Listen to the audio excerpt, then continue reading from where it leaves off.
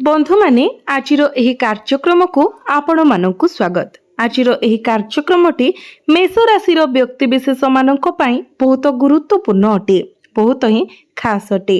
कारण अगस्ट 1 रु अगस्ट 31 2026 आपणक पई अविस्मरणीय हेबा पई जाउछि।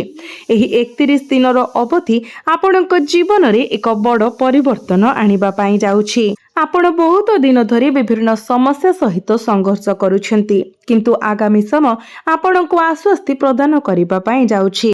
ग्रह गुड़िकर शुभ गमनागमन जोगु आपणक जीवन में दीर्घकालीन समस्या दूर होगा पाई जाउछि। तो आसंतु प्रत्येक दिग विषय विस्तारित भाव में आलोचना करिबा। अगस्ट मासरे आपणकर स्वास्थ्य, शिक्षा, प्रेम जीवन, वैवाहिक जीवन, भाग्य, क्यारियर एवं व्यापार वाणिज्य समस्त संपर्क में आमे विस्तार भाव में आलोचना करिबा। केउं सबु क्षेत्र रे आपणको शुभ फल मिलिबाकु जाउछि, सफलता मिलिबाकु जाउछि एवं केउं सबु क्षेत्र रे आपणको सतर्कतार आवश्यकता रहुछि। तो बंधु माने आजिर एही कार्यक्रमटी आपणकर जन्म राशि तथा चंद्र राशि उपरे आधारित अटे। तो बंधु माने मास आरंभ रे आपणकर द्वितीय भाव में गोचर करुछंती मंगल, जे कि आपणक राशिर अधिपति अटंती। आपणकर तृतीय भाव में गोचर करुछंती बुध, चतुर्थ भाव में गोचर करुछंती सूर्य एवं गुरु, पंचम भाव में गोचर करुछंती केतु, षष्ठ भाव में गोचर करुछंती शुक्र एवं द्वादश भाव में गोचर करुछंती शनि। किंतु अगस्ट 3 रे मंगल आपणकर तृतीय भाव को प्रवेश करिवे। अगस्ट 5 तारिख रे बुध निजर राशि परिवर्तन करिवे एवं अगस्ट 17 तारिख रे सूर्य निजर राशि परिवर्तन करिवे। तो वर्तमान आपणक राशि रे शनि 7.5 प्रथम पर्याय चलीछि। राहु आपणकर एकादश भाव में गोचर करुछंती। तो जदि आमे आपणकर स्वास्थ्य विषय कथा हेबा तो मंगल आपणक प्रथम भावर अधिपति एवं से द्वितीय भावर तृतीय भाव को गोचर करिवे। तृतीय भाव में मंगल को शुभ बोली माना जाइथाए, कारण तृतीय भावटी हेउची साहस एवं पराक्रमर भाव एवं मंगल मध्य हेउचंती साहस एवं पराक्रमर कारक ग्रह। तेणु वीरत्व एवं शक्तिर घरे मंगलंकर उपस्थिति प्रकृत रे लाभदायक। सूर्य मध्य आपणकर पंचम भाव में प्रवेश करिवे एवं गुरु वर्तमान उच्चस्थ अछंती। तो आपणकर स्वास्थ्य बहुत भल रहिबो। तथापि मंगल तृतीय भाव में प्रवेश करिबा सहित आपण टिके व्यस्त होई पारंती। मंगल तृतीय भाव में एक्टिव हेबा सहित आपण अधिक छोट छोट यात्रा करि पारंती। जदियो यह साधारणतः सकारात्मक एवं वृद्धि पाइथिबा कार्यकलाप एवं परिश्रम बेले बेले थकापण किंबा मुंड बिंधा सृष्टि करि पारे। बुध मध्य तृतीय भाव में अछंती। तो आपणको संभाव्य स्नायु संबंधी समस्या किंबा छोट छोट एलर्जी इन्फेक्शन भली समस्या देखा देई पारे। तो एगुड़िक सेतेटा मेजर इश्यू हेबे नाही। एमिति किछिटा छोट छोट समस्या देखा देबो। सेमिति किछि बड़ स्वास्थ्य जनित समस्या देखा जाउ नाही, कारण बृहस्पति केंद्र रे गोचर करुछंती एवं सूर्य मध्य त्रिकोण रे प्रवेश करुछंती। तो समस्त अनुकूल स्थान। तो आपणकर स्वास्थ्य बहुत भल रहिबो। आपणकर शिक्षा क्षेत्र कथा जदि कहिबा, जो माने मेष राशि छात्र छात्री अछंती, तो आपणकर पंचम भावर अधिपति हेउछंती सूर्य, कारण पंचम भावटी हेउछि शिक्षार भाव। किंतु आपणकर पंचम भाव रे केतु गोचर करुछंती, जाके डिसेंबर 6 तारिख पर्यंत केतु आपणकर पंचम भाव रे रहिबे एवं 17 तारिख रे सूर्य आपणकर पंचम भाव रे निजर स्वगृह रे प्रवेश करिवे, जहा फल रे अगस्ट 17 परे आपणकर शिक्षागत संभावना बहुत भल देखा जाउछि, कारण पंचम भावर अधिपति पंचम भाव रे ही अवस्थापित हेबे। तो जदि आपणकर कोनोसी सरकारी परीक्षा अछि, आपण परीक्षा देबाकू योजना करूछंती किंबा प्रवेश किंबा कोचिंग पाई किछि प्लानिंग करिछंती, तेबे एहा एक अनुकूल समय हेबो।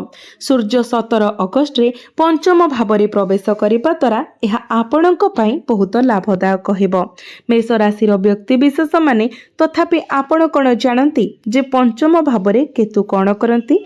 जेतेबेले आपण आपणकर पाठ पढ़ा सह जड़ित कोनोसी कार्य समाप्त करंती, ताहा जहा हेउना काहेकि प्रायतः एक असंतोषर भावना रही थाए। आपण संदेह करिपारंती जे आपण ठीक काम करिसेंती कि नाही। अक्टोबर 2025 ठारू आपण आपणकर पाठपढ़ा किंबा कोचिंग संपर्क रे परिपूर्णतार अभाव अनुभव करिथिबे। दयाकरी मते जणांतु जे यह आपणक सहित घटिछि कि नाही, कारण केतु एभली भावना सृष्टि करिथाए। एबे आपणकर प्रेम जीवन विषय आलोचना करिबा। तो बंधु माने पंचम भावटी आपणकर शिक्षार भाव हेबा सहित पंचम भावटी मध्य होइथाए आपणकर प्रेम जीवनर भाव।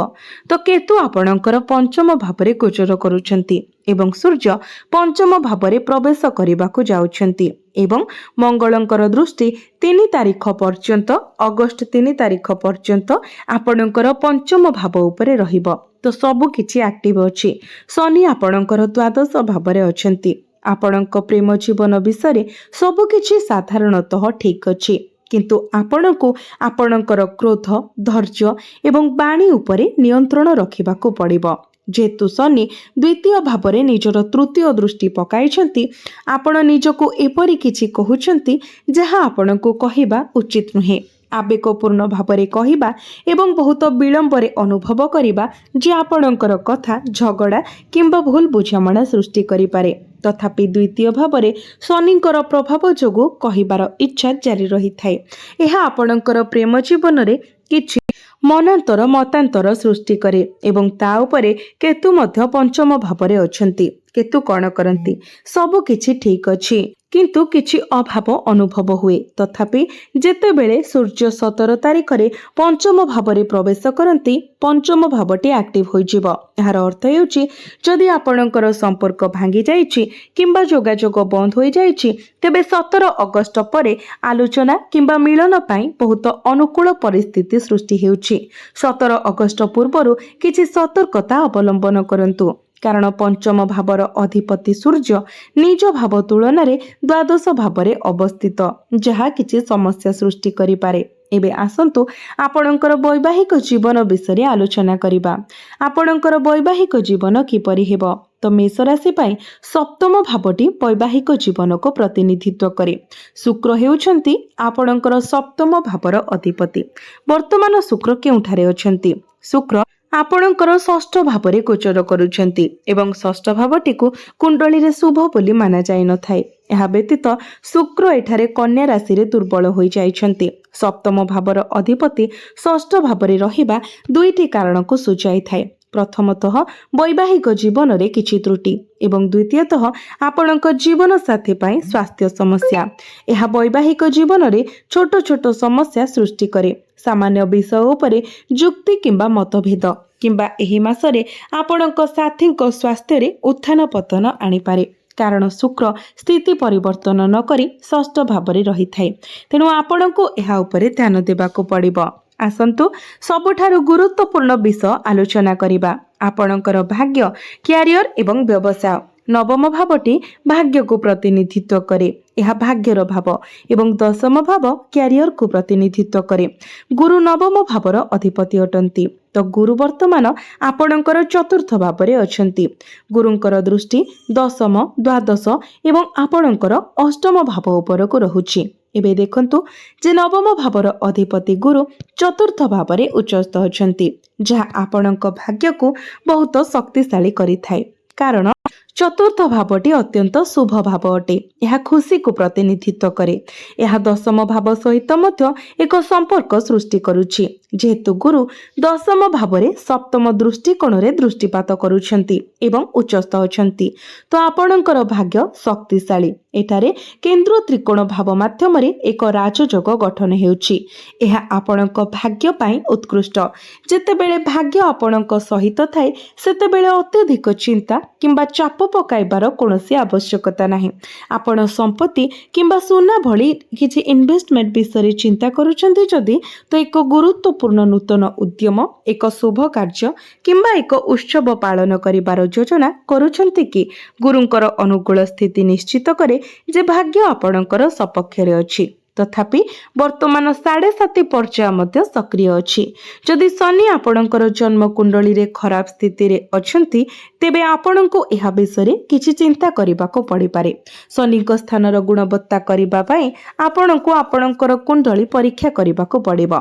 जदि शनि प्रतिकूल स्थिति रे थांती तेबे एहा प्रकृत रे किछि संघर्ष सृष्टि करि पारे। तेबे एबे आसंतु आपणकर कैरियर विषय जानिबा। शनि हेउछंती आपणक दशम भावर अधिपति। वर्तमान देखंतु शनि द्वादश भावरे अछंती। द्वादश भावरे दशम भावर अधिपतिंकर स्थिति को साधारणतः प्रतिकूल बोली माना जाय थाए, कारण दशम भाव केंद्र हेले द्वादश भाव त्रिक भाव, एक अशुभ भाव। एही स्थान प्रायतः जनक क्यारियर किंबा कर्म क्षेत्र रे आग्रह किंबा व्यस्ततार अभाव को सूचित करे। व्यक्ति काम संबंधी कारण पाई चाकरी छाड़िबाको, दूर खुजिबाको किंबा दूर यात्रा करिबाको चाहि पारंती। एहा चाकरी परिवर्तन, स्थानांतर, पदोन्नति किंबा दायित्व वृद्धि को मध्य सूचाई पारे। जेतेबेले दशम भावर अधिपति द्वादश भावरे गोचर करंती एहा जनकर क्यारियर पाई किछि क्षतिकारक होइथाय। एही क्षति मानसिक व्यस्ततार अभाव भावरे प्रकाशित हुए। काम सत्वे अतृप्त अनुभव करिबा, दायित्व वृद्धि, अधिक कार्यभार एवं अत्यधिक व्यस्तता सहित मूलतः गोटिए किंबा अन्य कारण पाई हृदय कामरे नाही, एहा एपरि भावरे खेलिबाको प्रवृत्त हुए।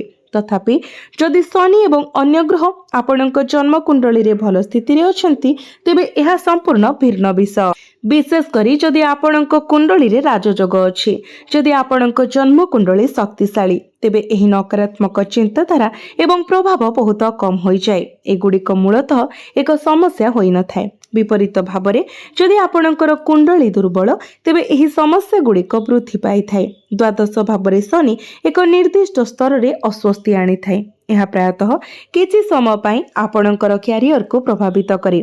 तथापि जेहेतु शनि बक्री हेबाकु जाउछंती जुलाई 27 परे परिवर्तन आशा कराजिबो। आपण पूर्वरु क्यारियर परिवर्तन अनुभव करिथिबे किंबा शीघ्र सेगुड़िकर सम्मुखीन होई पारंती। संभवतः एही मासरे विदेश रे किंबा एमएनसी रे सुजोग अनुसंधान करबाको विचार करंतु।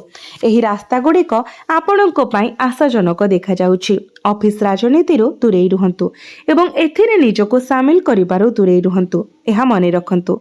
एहा सहित संयमता अवलंबन करंतु एवं आपणकर बाणी उपरे नियंत्रण रखंतु। व्यावसायिक संभावना भल देखा जाउछि। अगस्त 5 परे बुध दशम भाव को दृष्टि देबे। आपणकर व्यवसाय रे लाभ एवं अभिवृद्धि आसीबो। नूतन चिंताधारा सहित आपणकर व्यवसाय पई दृष्टिकोण सकारात्मक, तो व्यवसाय आपणकर बहुत भल रहिबो। एबे आसंतु जानिबा आपण कोन करिबा उचित, जहा फଳରେ अशुभत्व गुड़िक कम करा जाई परिबो एवं शुभत्व गुड़िक वृद्धि हेबो। तो सेथि पई आपण प्रत्येक दिन हनुमान चालीसा पाठ करंतु। प्रत्येक दिन 108 थर मंगलंकर बीज मंत्र जप करंतु। प्रत्येक दिन शनिंकर बीज मंत्र मध्य 108 थर जप करंतु एवं प्रत्येक दिन उदित सूर्य को आपण तंबा पात्र रे जलार्घ्य अर्पण करंतु। आपणको अधिक मात्रा रे शुभ फल प्राप्ति हेबा सहित आपणकर भाग्य मध्य मजबूत हेबो।